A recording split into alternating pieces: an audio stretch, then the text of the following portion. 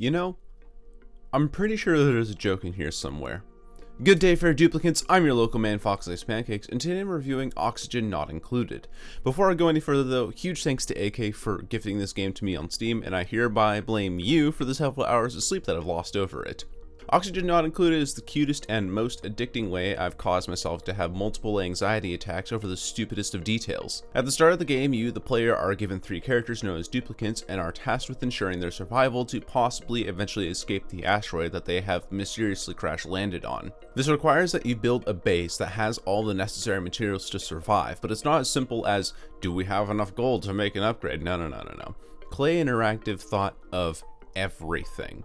If the title didn't give you any hints, one of the first things you have to concern yourself with is oxygen. While the game starts you off with pockets of oxygen to draw from, your dupes and a variety of wild creatures will consume that oxygen, meaning that your supply will gradually decrease. In order to produce more oxygen, you need to use an oxygen diffuser, which requires algae, which is a resource that can be mined out of the surrounding areas and that you need to make sure you have enough to both produce oxygen and build things with. This multi-layered process necessary to barely meet the needs of one specific goal is what Oxygen Not Included builds itself on indefinitely. Sure, impending doom in the form of the ever-approaching heat may be approaching, but all it takes is a fully operable plumbing system with radiant piping and some insulated tiles plus figuring out how to cool the water in the plumbing system. Piece of cake.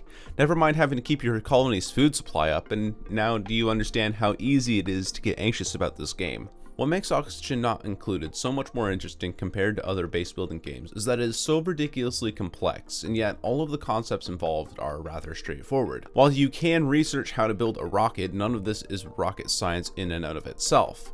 In fact, a lot of this game is trial, error, and above all else organization. The complexity in RNG allows for a variety of ways to approach a new game without there really being a point where the game starts to plateau in terms of content, which I personally find to be the main struggle for this kind of genre. However, the complexity of this game is also a double-edged sword. On one hand, you have a game that just keeps on giving, but on the other hand, the constant scramble for survival makes it hard to feel like any actual progress is being made, because most of the time you'll find yourself throwing up 3 emergency preventative measures before you get around to making 1 inch of progress. Even then, the time carefully spent on making sure that dupes stay alive still feels wasted when your base starts to feel the butterfly effect of just supposedly one minor thing going wrong. It feels frustrating when you've poured several hours into one colony, only to see it crippled by one overlooked detail that you thought you had covered. Trying to cover that mistake only proves to aggravate it more, like struggling in quicksand. And just like getting stuck in quicksand, there's only a matter of time before that one issue swallows you whole and you have to start all over again. Might as well turn to the business of making belts out of watches, because when the progress in this game grinds to a halt for whatever reason, I feel like it's a waste of time. So in short, there's a lot to do, but there's also a lot holding the player back, and one wrong turn can mean flushing several hours of work down the proverbial drain. And that's just frustrating, man. Especially when the issues are based around RNG, like not having enough water to function, or just randomly having a volcano parked right next to your base. Yeah, have a fun time not worrying about that. The controls, as complex as they are, with as many things that the game wants you to keep track of, all work as intended. It may be an odd thing for me to say, but after having played my fair share of R6 and For Honor, I've come to appreciate it when an ability or moving control works how it's supposed to.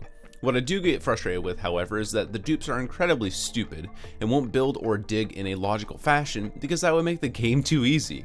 Instead, they dig, build, and use what's closest and most readily available to them, regardless if it's sitting in poop water or if digging that block out will render the rest of the digging project irredeemable. One thing I will give ONI credit for is its soundtrack, which is, well, it's definitely something. The game comes with these soothing and yet slightly unsettling atmospheric soundtracks that do well to fill in the background. The combination of high, almost sine-like synths, deep saw bass lines, and metallic ambient sounds work together beautifully and make for something that sounds simultaneously familiar and yet alien. To make things even more interesting, opening the pause menu yields a slightly muted version of the soundtrack that's currently playing. So for example, here's one of the day themes.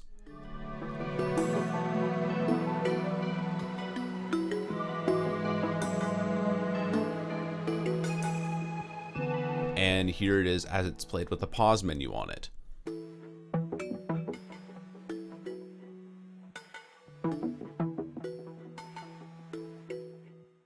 The soundtrack is so uniquely ONI as well. What I mean by that is that although I love the soundtracks from games like Sunless Skies and Ori and the Blind Forest, they're not so unique that the average listener would be able to tell them apart from other orchestral pieces. ONI, on the other hand, is easily identifiable, and it's not for a bad reason either. The soundtrack is just simply amazing. Play Interactive also didn't spare any expense in trying to make their game have a definitive look. The best way I can describe it is it's like a more refined version of a child's cartoon drawing, given the uneven edges on buildings and the round and simplistic appearance of the dupes. In a word, it's cute, which is kind of funny given that these characters can die from something as terrible as asphyxiation. The detail that I can really appreciate in this game is that when your duplicate breathes in oxygen, you can physically see the oxygen warping towards them. I mean, I thought it was cool. All around, I can't deny that Oxygen Not Included is a great game, especially within the base building genre, because every one of its aspects is done well.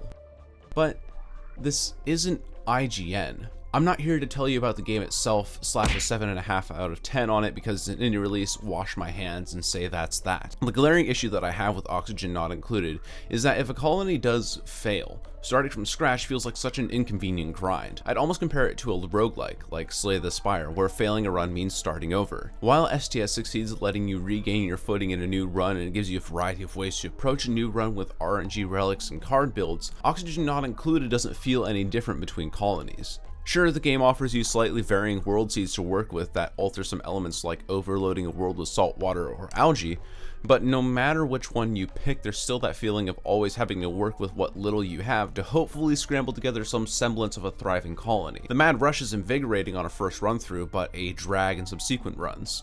And what makes things worse is that you have to wait for important tasks to be completed before the next giant choice is made. And even then, that's limited by what resources you can spare. A lot of time I feel is ultimately wasted on hoping that these little cartoon characters don't do something stupid and get themselves killed, because 9 times out of 10 they won't.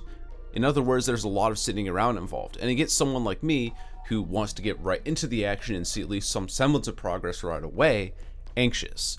I'm really not waiting around for something to be advanced, I'm waiting in the event that something goes terribly wrong and I need to intervene.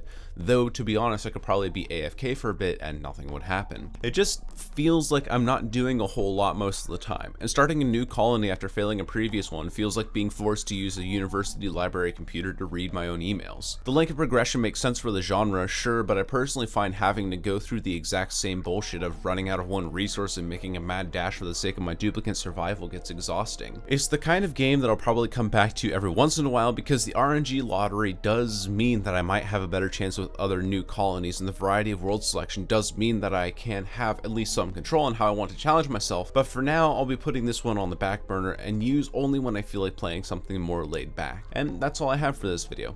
Thanks for watching. And now for the shameless self-promotion part of the video. If you want to get more frequent updates on how I'm doing, then follow me on Twitter and join my public Discord. I live stream at least once or twice a week, usually on Wednesdays and Saturdays on Twitch. And of course, if you like what you see in here, then subscribe to the channel and like the video for the sake of the algorithm. Links are in the description below, and I'll see you on the flip side. Goodbye.